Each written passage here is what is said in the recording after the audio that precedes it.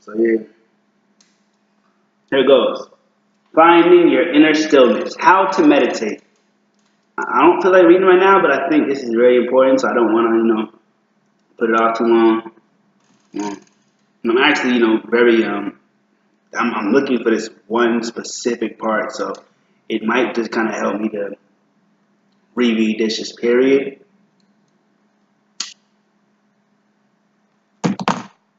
So I'm pretty sure I'm gonna enjoy this, but at the same time, like I said, sometimes it's not about like enjoying it so much. It's about like finding great stuff, and I'm really looking for that. Just I'm looking for like it's like one sentence basically that'll tell me if this is the part this is where I got my meditation style from, or if it was the other book. 'Cause I thought it was the other book for so long, but now I'm kind of when I started to get to this chapter, I was like, this might be the book. I got my whole meditation style. I know it was a Russell Simmons book. So yeah. Mm, mm. So anyway, how to meditate outside of its perceived rigidity. The main skepticism of TM seems to center around the fact that there is a charge for taking, oh yeah, the course. As I said, that's true too though. I was skeptical about putting down my money at first as well. And even though I can say today that it was probably the best money I've spent, I also accepted that $1,500 is a tough check for most folks to write. Hey, $1,500, let me stop. You know how we do. Seeing that you already paid your $25 for this book, now I like to throw in for free some of those expensive tricks they teach in the TM course. Alright? If after reading this chapter you decide that TM might make sense for you, then maybe you'll go to tm.org and sign up for the class. I won't. not now, at least for real. Not now at any time. But what I'm going to give you now is more than enough to get started. So that's what's up. So let's focus on this. In fact, it could be all that you'll ever need. You know what I mean? So yeah, straight up. That's straight up too. That's straight up. Once you decide you're ready to try meditation, the first thing to do is find a quiet, comfortable place where you can sit relatively undisturbed for at least 20 minutes. I want to emphasize relatively. Yeah, exactly. I was hoping you would say that, but I think even quietly, because one of the most common problems novices experience is that they think they become distracted by outside noise. Exactly. I was hoping you would get to that because I remember you said that in one of his books. So this is it too. So yeah, when they hear their children playing in the next room, their neighbors walking around the apartment above them, or a dog barking outside, they lose focus very quickly and give up before they ever really get going. It's certainly nice if you can find a quiet space, but if you can't, it shouldn't be a deal breaker. And I'm gonna put a link. I'm actually subscribing, but I'm gonna put a link to Dappy T Keys meditation music, and that kind of helps, because my dad likes to have TV on, so if he's not home, I might meditate in silence. But if he is, kind of just kind of turn the meditation music up and use that to kind of block out a little bit of sound, a little bit of noise. So once again, thank you so much to the girl.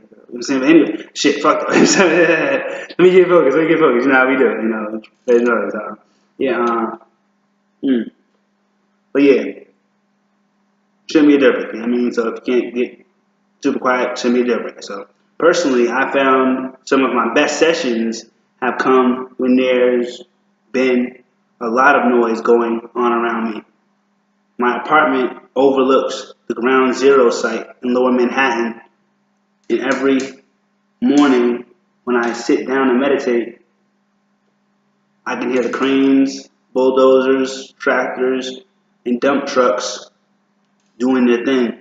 Instead of letting those sounds distract me, I found that they can actually be very inspiring because it's like, I know what I mean, but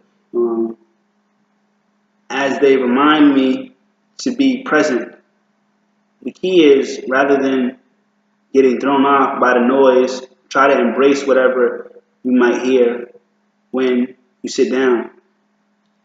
As Eckhart Tolle writes, silence is helpful, but you don't need it to find stillness.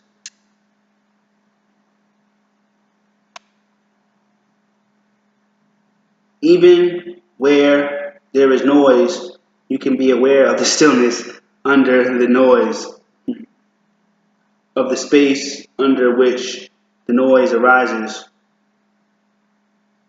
That is the inner space of pure awareness of consciousness itself. After sitting down and getting comfortable, the next step is to simply begin repeating your mantra.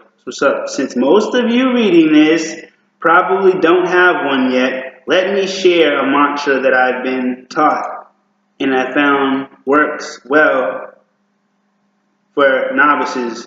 Rum. Try to think of it as a word, but rather as a vibration. Rum. Stop. Say it loudly in your mind. Say it softly. Say it fast. Say it slow. Whisper it. Scream it. Fixate your mind on rum until that vibration fills your being.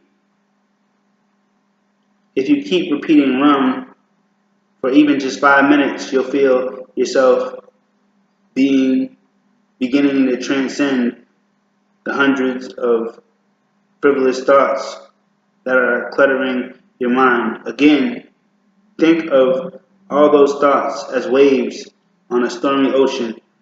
As the vibration of rum becomes stronger and stronger, soon the functions of those waves will become smaller and smaller. And I'm about to start reading this until your mind will be a calm, glassy sea.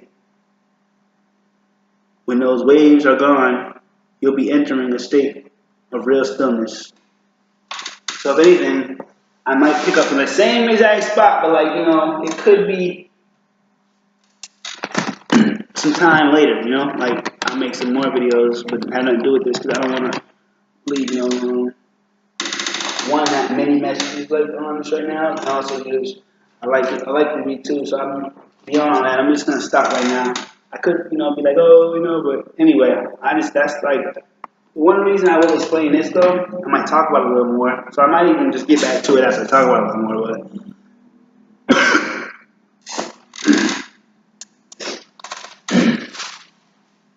So I might just stop this video, make it another video about what I was gonna say, how I might have came up with mine. But either way, yeah, I am gonna stop this video. So either way, I'm gonna I might not read it back, but I'm gonna